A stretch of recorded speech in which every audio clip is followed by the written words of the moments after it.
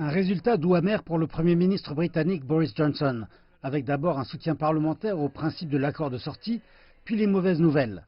Les membres du Parlement ont nettement rejeté la vitesse à laquelle ils voulaient faire passer cet accord.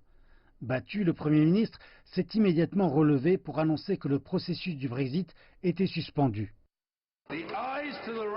Les oui à droite 308, les non à gauche 322, les non l'emportent.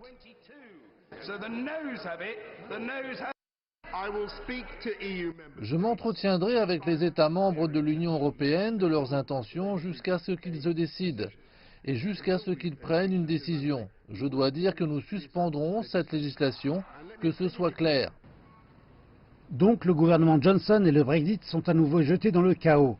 À quelques jours de la sortie prévue du Royaume-Uni hors de l'Union européenne, il n'y a aucun accord commercial et peu d'indications sur ce qui adviendra après.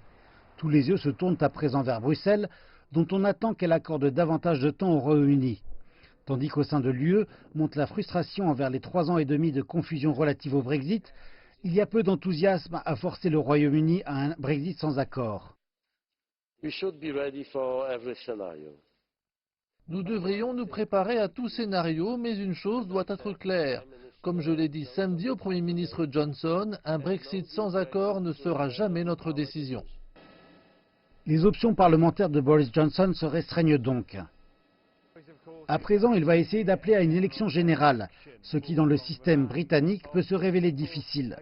Cependant, le temps pressant, une élection générale vers Noël apparaissant le plus probable, la grande question bien sûr est quel résultat le Père Noël apportera-t-il dans sa hotte ?